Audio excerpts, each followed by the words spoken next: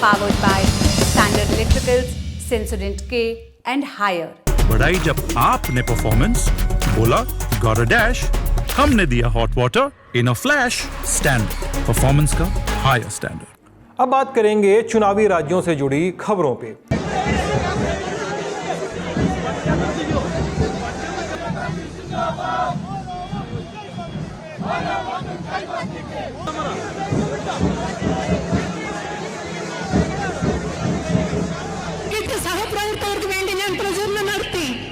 जगह वायनाड मौका कांग्रेस महासचिव प्रियंका गांधी वाड्रा का रोड शो और वायनाड लोकसभा सीट पे उपचुनाव के प्रत्याशी के रूप में उनका नामांकन। प्रियंका गांधी वाड्रा इस सीट पर कांग्रेस की कैंडिडेट हैं। वो 23 अक्टूबर को यहां नॉमिनेशन फाइल करने पहुंची थी। प्रियंका के साथ कांग्रेस अध्यक्ष मल्लिकार्जुन खड़गे, राज्यसभा सांसद सोनिया गांधी और लोकसभा सांसद, नेता प्रतिपक्ष और वायनाड के ही पूर्व सांसद राहुल गांधी भी पहुंचे हुए थे। इस सीट पर प्रियंका गांधी ने उनके सामने बीजेपी की नव्या हरिदास और लेफ्ट डेमोक्रेटिक फ्रंट यानी एलडीएफ की सत्यन मोकरी लड़ रहे हैं। अब प्रियंका का नामांकन कराने पहुंचे राहुल ने उनके लिए ट्वीट किया, लिखा, मैंने हमेशा प्रियंका को परिवार और दोस्तों के लिए काफ़ी कुछ सैक्रिफाइस करते देखा है। मुझे लगता है कि इस खूबी के चलते वो वायनाड के लिए एक अच्छी सांसद साबित होंगी। राहुल ने जनसभा को संबोधित करते हुए ये भी कहा कि वायनाड पहले ही ऐसी लोकसभा होगी जिसको 2 सांसद मिलेंगे। कैसे, राहुल से ही सुनिए। I'd like to remind you, in case you forget, that Wayanad is the only constituency in the country that has 2 members of parliament. One is the official member of parliament and the other is the unofficial member of parliament. And they will both work together to protect the interests of the people of Wayanad. SLS और paraben gone. तो उसका current on. What then? इसके potassium ions का टूट का current gone, live का current on. वहीं प्रियंका गांधी ने कहा कि 35 साल हो गए मुझे दूसरों के लिए कैंपेन करते, वोट मांगते। अब पहली बार मैं अपने लिए वोट मांग रही हूं। I was saying that it has been 35 years since I have been campaigning for different elections. This is the first time that I am campaigning for your support for myself. Priyanka के वायनाड से पर्चा दाखिल करते ही नेहरू गांधी परिवार की इलेक्टोरल हिस्ट्री में, चुनावी history में एक और अध्याय, एक और नाम जुड़ गया। क्या है ये हिस्ट्री? देखते हैं, समझते सुनते हैं। 1952 आज़ादी के बाद देश का पहला आम चुनाव हुआ। सबसे पहले गांधी परिवार की तरफ से चुनाव लड़ा था जवाहरलाल नेहरू ने। उन्होंने उत्तर प्रदेश की फूलपुर लोकसभा से चुनाव लड़ा और जीत दर्ज की।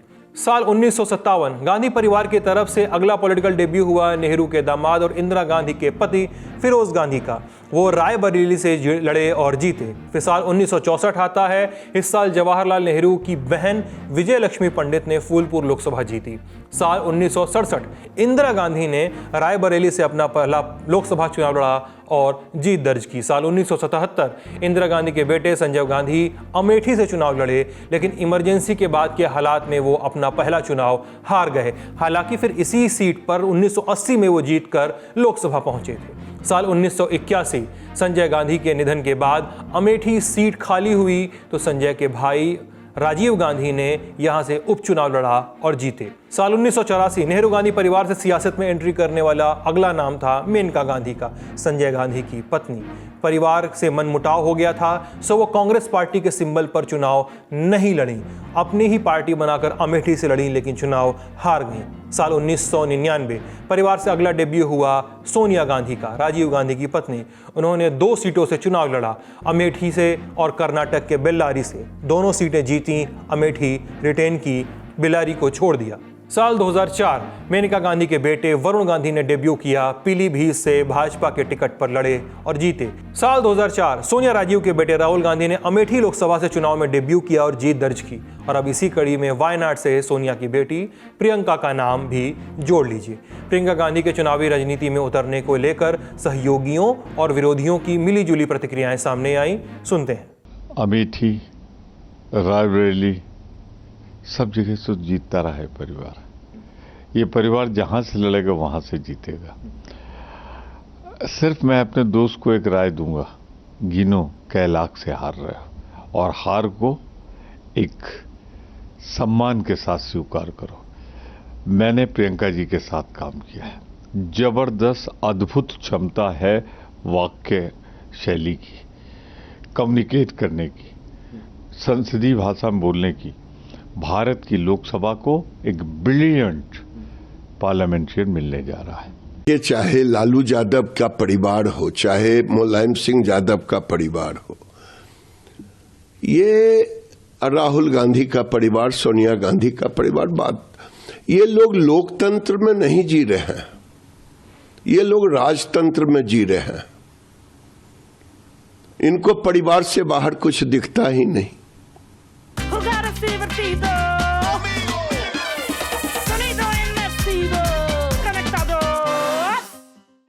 अब चलिए अगले चुनावी राज्य महाराष्ट्र में। यहां विधानसभा चुनाव के मद्देनजर महाविकास आघाड़ी यानी एमवीए ने सीट शेयरिंग के मुद्दे को लगभग सुलझा लिया है। इस लगभग शब्द को थोड़ा गौर से सुनिएगा, समझिएगा, क्योंकि बहुत दिनों से चल रही माथापच्ची आखिरी मौके पर जाकर हर बार उलझ जा रही है, लेकिन लगभग इस बार ऐसा नहीं लग रहा है कि ऐसा होगा। अब एमवीए में कांग्रेस 100 से 105 सीटों पर चुनाव लड़ सकती है, वहीं शिवसेना उद्धव ठाकरे 100 सीटों पर और एनसीपी शरद पवार गुट 80 से 88 सीटों पर चुनाव लड़ सकता है। 3 से 6 सीटें एमवीए के अन्य दलों के हिस्से आ सकती हैं, जिनमें से एक नाम समाजवादी पार्टी का हो सकता है। हालांकि मुंबई की 3 सीटों और विदर्भ के इलाके की 25 सीटों पर अभी भी बात नहीं बन पाई है, क्योंकि ये वही इलाके हैं, ये वही सीटें हैं जिन पर शुरुआत से ही गाड़ी अटकी हुई है। इंडिया टुडे से जुड़े ऋत्विक भालेकर की रिपोर्ट के मुताबिक इन सीटों पर अंतिम फैसला पार्टी हाईकमान लेगा। अब 22 अक्टूबर को एमवीए के दलों की करीब 4 घंटे तक बैठक चली। इसके बाद एमवीए ने सीट शेयरिंग फॉर्मूले पर मुहर लगाई। बैठक के बाद शिवसेना उद्धव गुट के नेता संजय राउत ने कहा कि सीट शेयरिंग पर फैसला लिया जा चुका है और इस संदर्भ में और कोई बात बैठक नहीं होगी। ये चाहता है कि शिवसेना सेंचुरी पार करे, सेंचुरी लगाए, और हमारे में सेंचुरी लगाने का दम है, अब लगाएंगे। मुंबई में क्रिकेट बहुत अच्छा खेला जाता है और देखा जाता है, और सेंचुरी को बहुत महत्व है। बाकी दलों ने सीट बंटवारे पर क्या कहा वो भी एक एक करके सुन लीजिए। 95% सीटों के ऊपर चर्चा हो चुकी है और अभी से लेके कभी भी पत्रकार परिषद बुला के उसको जाहिर किया जाएगा। कहाँ, किसके बीच में हो जाएगा? कोई देखो 3-4 सीट है जी सर, छुट जाएगी। 2 तू ले, 2 मैं लेता हूँ, 1 तू ले, खत्म हो गया। क्या इतना हतबक कर रहे शरद पवार जी, क्योंकि एमपी में नहीं, कोई शरद पवार जी का कोई रोल नहीं इसमें। ऐसा है, वो क्या कर रहे हमें पता है, हम लोग उसमें जाना नहीं चाहते, वो उनका विषय, महाविकास महायुति का। हमारा क्या है, इतना पूछोगे तो हमारी महाविकास आघाड़ी होगी। आज सीट शेयरिंग का अंतिम फार्मूला फाइनल होगा और हम लोग आज प्रेस के सामने आएंगे। अब दूसरी तरफ बात करते हैं सत्तारूढ़ गठबंधन महायुति में शामिल एनसीपी अजित पवार गुट का। उन्होंने अपने कैंडिडेट की पहली लिस्ट जारी कर दी है। इसमें 38 कैंडिडेट्स के नाम हैं। डिप्टी सीएम अजित पवार बारामती से चुनाव लड़ेंगे। ये विधानसभा सीट बारामती की लोकसभा सीट के अंतर्गत ही आती है। बारामती लोकसभा शरद पवार की पारंपरिक सीट रही है, जहां से इस बार उनकी बेटी सुप्रिया सुले जीती हैं। लोकसभा चुनाव में सुप्रिया ने अजित पवार की पत्नी सुनेत्रा पवार को ही इस सीट पर हराया था। इसके चलते माना जा रहा है कि पर चुनाव इस बार रोचक हो सकता है। इससे पहले मंगलवार रात को शिवसेना शिंदे गुट ने 45 उम्मीदवारों की पहली लिस्ट जारी कर दी। मुख्यमंत्री एकनाथ शिंदे खुद कोपड़ी पाचपा खाड़ी से चुनाव लड़ेंगे। वहीं मंत्री उदय सामंत को रत्नागिरी से टिकट दिया गया है। महायुति ने अब तक 182 नामों की घोषणा की है। इसमें भाजपा के 99, शिवसेना शिंदे गुट के 45 और अजित गुट के 38 कैंडिडेट के नाम शामिल हैं। अब झारखंड की बात करते हैं। यहाँ सत्ताधारी झारखंड मुक्ति मोर्चा ने उम्मीदवारों की दूसरी लिस्ट जारी की है। इसमें कुछ हैवीवेट्स के नाम हैं। राज्य के मुख्यमंत्री हेमंत सोरेन साहिबगंज जिले की बरहेट सीट से चुनाव लड़ेंगे। अभी वो इसी सीट से विधायक हैं। हेमंत सोरेन की पत्नी कल्पना सोरेन गिरडी की गांडेय सीट से चुनाव लड़ रही हैं। इस साल हुए उपचुनाव में कल्पना सोरेन इसी सीट से जीतकर विधानसभा पहुंची थी। हेमंत सोरेन के भाई बसंत सोरेन अपनी ही सीट दुमका से चुनाव लड़ने वाले हैं और रामदास सोरेन की भी सीट छेड़ी नहीं गई है। वो पूर्व सिंहभूमि के घाटशिला से ही चुनाव लड़ेंगे। रामदास सोरेन ने इसी साल जुलाई में झारखंड कैबिनेट में चंपाई सोरेन की जगह ली थी, जब चंपाई सोरेन ने नाराज होकर पार्टी छोड़ दी थी और भाजपा ज्वाइन कर ली थी। टिप्पणीकारों की माने तो हेमंत सोरेन को रामदास सोरेन के अंदर चंपाई सोरेन की काट नजर आ रही है, क्योंकि उनकी कोल्हान डिवीजन में और संथाल आदिवासियों में पकड़ अच्छी बताई जाती है। रामदास सोरेन की कोल्हान डिवीजन में सिंहभूमि और सरायकेला आते हैं।